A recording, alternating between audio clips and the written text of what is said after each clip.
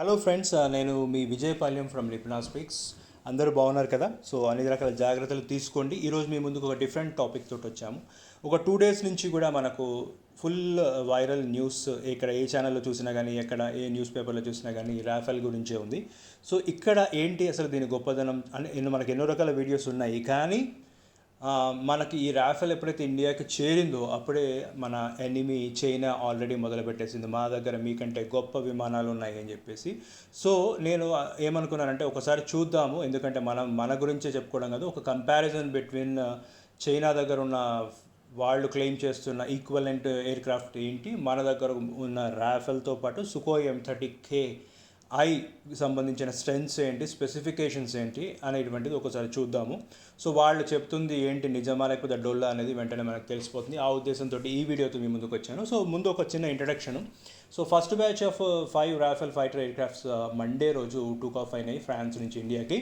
The ఎయిర్ క్రాఫ్ట్ ఏంటంటే Merignac air base in French port నుంచి సిటీ ఆఫ్ బోర్డాక్స్ నుంచి ఒక 7,000 కిలోమీటర్స్ వరకు ప్రయాణం చేసి at around 1:30 PM they were entered into Indian place అండి, సముద్రంలో. And they were greeted by Indian Navy ship INS Kolkata deployed in western Arabian Sea. So 2 Sukhois మీరు చూస్తున్నారు, దానికి ఎస్కాట్ ఇచ్చుకుంటూ వచ్చాయి. మీకు ఇక్కడ సర్కిల్లో కనిపిస్తున్న అన్ని రాఫెల్స్, 3 ఏమో 2 seaters, 2 ఏమో 1 seater ఫ్లైట్స్, అండ్ అందులో ఒక ట్రైనర్ ఎయిర్ క్రాఫ్ట్ కూడా ఉంది. అయితే వీటికి ఎస్కాట్గా సుకోయ్ M30I కూడా వచ్చాయి. ఈ బ్యూటిఫుల్ పిక్చర్ మనము చాలాసార్లు మనం చూసాము. సో ఇది అరౌండ్ 3:30కి 3:10 అట్లా అంబాలా ఎయిర్ బేస్కి చేరుకున్నాయి.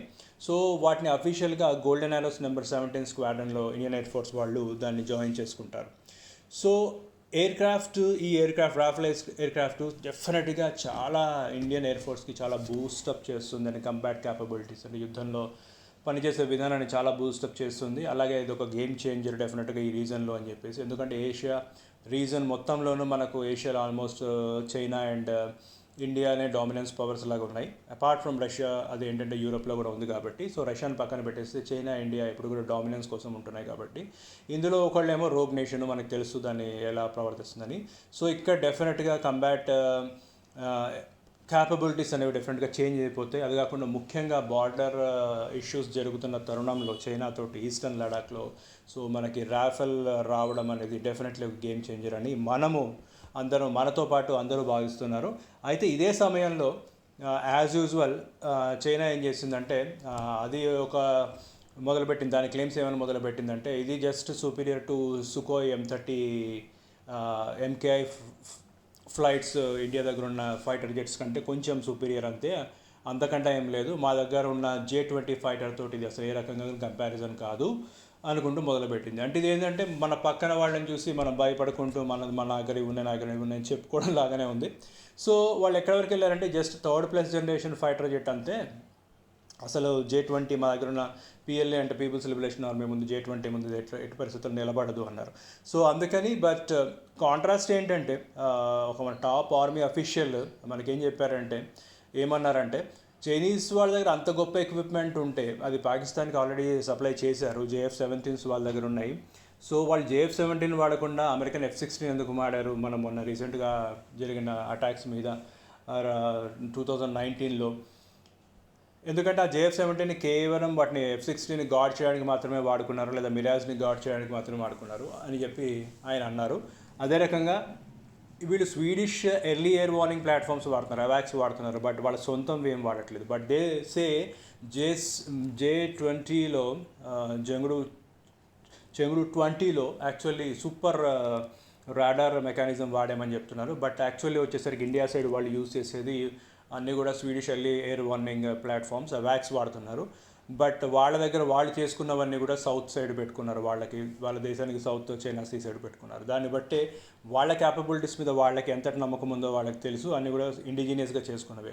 సో ఈ బ్యాక్డ్రాప్ తోటి మనం ఏం చేద్దామంటే ఇప్పుడు we will compare both the Indian Rafale as well as వాళ్ళు ఏ రకంగా మాది అనుకుంటూ చెప్తున్నారో, క్లెయిమ్ చేస్తున్నారు J-20 అనేది. రెండింటిని కంపేర్ చేసి చూద్దాము, మనకు దాంతో విషయం ఉందా లేకపోతే డొల్లా అని తెలిసిపోతుంది. సో ఇన్ఫర్మేషన్ ఆల్మోస్ట్ మనకు దసాల్ట్ ఏవియేషన్ .comలో ఉన్నాయి రాఫెల్ గురించి. అలాగే చైనీస్ గురించి పెద్దగా ఇన్ఫర్మేషన్ బయట ఎక్కువ ఉండదు, కాబట్టి దొరికిన వెబ్ ఇన్ఫర్మేషన్ నుంచి నేను కలెక్ట్ చేసి మీ ముందు ప్రజెంట్ చేయబోతున్నాను. సో లెఫ్ట్ సైడ్ మనకు కనిపిస్తుంది ఇండియన్ రాఫెల్, అది ఇండియన్ ఫ్లాగ్ కూడా కనిపిస్తుంది మీకు ముద్ర.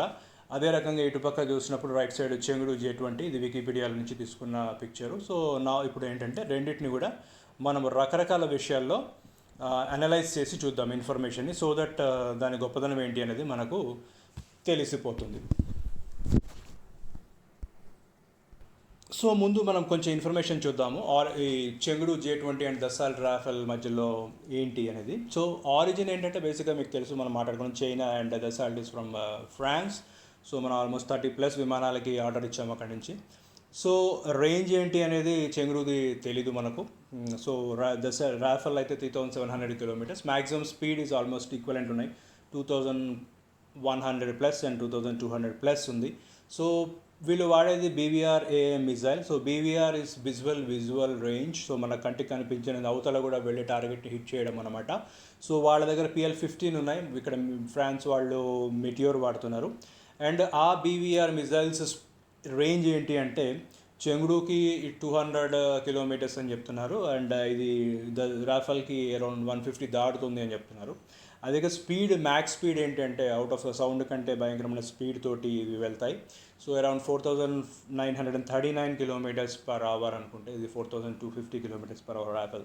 సో ఇక్కడ చూస్తే అన్నీ కూడా ఒక రకంగా వాళ్ళు క్లెయిమ్ చేసేది ఈ రకంగా ఉండొచ్చు, కానీ ఇది ఏంటి నిజమా డొల్లా అనేది చూద్దాం మనం. కానీ కాంబాట్ ఎక్స్పీరియన్స్కి వచ్చేసరికి యుద్ధంలో అసలు ఎలా వీళ్ళు చేస్తున్నారు అనేది మనకు చూస్తే మటుకు వీళ్ళకి మెయిన్ డిసడ్వాంటేజ్ ఏంటంటే చైనీస్కి ఇంతవరకు ఎక్కడ కూడా దాని డిమాన్స్ట్రేటెడ్ క్యాపబిలిటీస్ కనిపించలేదు. ఏదైనా కానీ టెస్టింగ్లో మాత్రమే చూడగలిగారు, లేకపోతే వాళ్ళు చెప్పుకుంటున్నారు.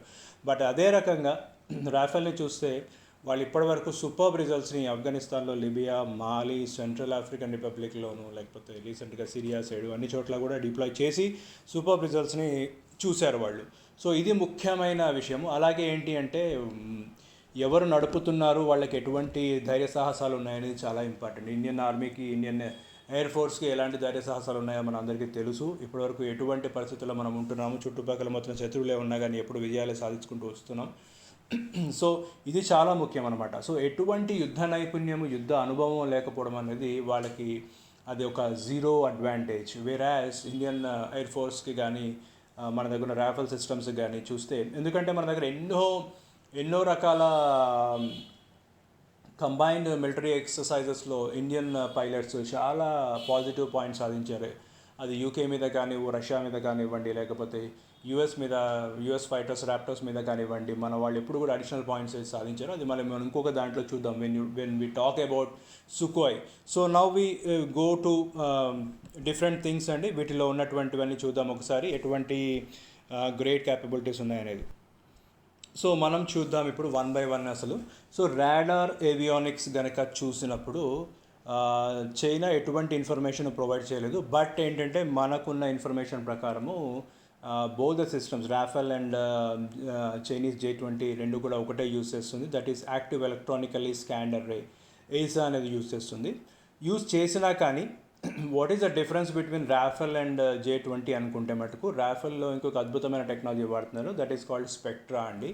ఈ స్పెక్ట్రా ఏం చేస్తుంది అంటే ఎయిర్ క్రాఫ్ట్ని ఎయిర్బోర్న్ కానీ గ్రౌండ్ థ్రెట్స్ నుంచి కానీ ప్రొటెక్ట్ చేస్తుంది. అంతేకాకుండా detection, jamming, decoying and highly reprogrammable system capable analyzing, ఏంటంటే థ్రెట్స్ని బెటర్గా అనలైజ్ చేయడము, ఎక్స్ట్రీమ్లీ డిఫికల్ట్ టు అంటే దాన్ని గుర్తించడము అనేది, గుర్తించి షూట్ డౌన్ చేయడం అనేది రాఫెల్ని ఎక్స్ట్రీమ్లీ డిఫికల్ట్ అవుతుంది. అదే వీళ్ళ దగ్గరకు వచ్చేసరికి మెనీ ఆఫ్ ద టైమ్స్ మన సుకోయ్ M30 MKI ఫ్లైట్స్ వాళ్ళ J20ని వాళ్ళ దీంట్లో తిరుగుతున్నప్పుడే మన రాడార్ పవర్ లోపల దాన్ని ఐడెంటిఫై చేయడం జరిగింది. సో ఫైర్ పవర్కి వస్తే మటుకు బోత్ ఎయిర్ క్రాఫ్ట్ ఏంటంటే మల్టీ రోల్ ఫైటర్స్ అండి. They are capable of undertaking air to air combat, ground support, in depth strike, anti ship strike, nuclear deterrence missions. So అయితే and array of weapons use చేస్తారు. ఇందాక మనం మాట్లాడుకున్నాము, వాళ్ళు బియాండ్ విజువల్ రేంజ్ వెపన్స్ని వాడడం జరుగుతుంది.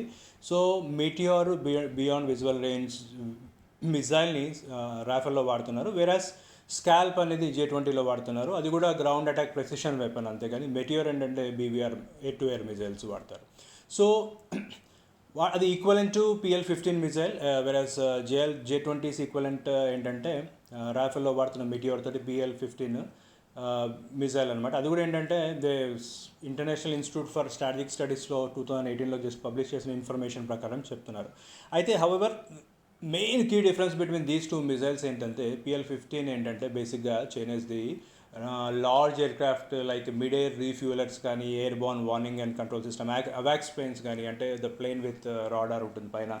బట్ మెటియోర్కి వచ్చేసరికి it is capable of targeting even smaller targets like UAVs, unmanned aerial vehicles అనమాట. So this is the biggest difference between what they have అనమాట. అదే రకంగా Rafale has been clear to operate the lot many weapons అండి.